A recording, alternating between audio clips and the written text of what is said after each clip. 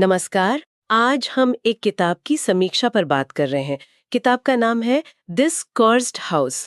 हमारे पास इसके कुछ अंश हैं और हम कोशिश करेंगे समझने की कि ये किताब आखिर है किस बारे में, इसका एहसास कैसा है और समीक्षा इसके बारे में क्या खास बताती है। हाँ, बिल्कुल। ये समीक्षा हमें एक डरावनी, थोड़ी रहस्यमयी कहानी की तरफ इशारा करती हैं। तो आज हम इसके कह सकते हैं मुख्य बिंदुओं को देखेंगे और ये जानने की कोशिश करेंगे कि भाई ये किताब क्या सच में उतनी दिलचस्प है और किस तरह के पाठकों को पसंद आ सकती है। तो चलिए शुरू करते हैं। सबसे पहले वो माहौल, एक पुराने वीरान से घर की सोचिए, जिसके बारे में कहते हैं कि वो श्रापित है। श्रापित। हाँ, मतलब एक ऐसी जगह जहाँ रात में अचानक दरवाजे बंद हो जाते हैं, खाली गलियारों में लगता है कोई चल रहा है, धीमी सी आहटें और कभी-कभी दीवारों से फुसफुसाने जैसी आवाजें।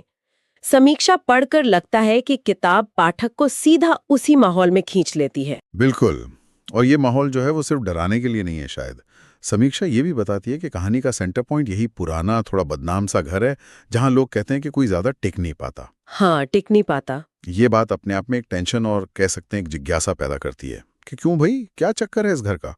तो ये घर सिर्फ एक बिल्डिंग नहीं, कहानी का हिस्सा लगता है, एक किरदार जैसा। हाँ, सही कहा। और वो जो डरावनी चीजें हैं, दरवाजे बंद होना, कदमों की आवाज, फुसफुसाहट, समीक्षा इनको सिर्फ स्पेशल इफेक्ट्स की तरह नहीं बता रही। ऐसा लगता है ये चीजें कहानी के रहस्य को और उलझाती हैं।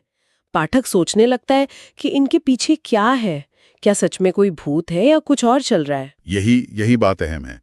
समीक्षा से जो समझ आ रहा है वो ये है कि ये डरावनी घटनाएं सिर्फ माहौल बनाने के लिए नहीं है, ये असल में सुराग हैं, कहानी को आगे बढ़ाने वाले। अच्छा, सुराग। हाँ, ये सवाल खड़े करते हैं, आवाजें किसकी हैं, कोई पैटर्न है इनमें, किसी खास वक्त पर होती हैं।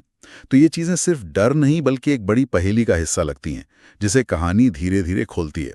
पाठक एक तरह से जासूस बन जाता है डर के साथ साथ। दिलचस्प।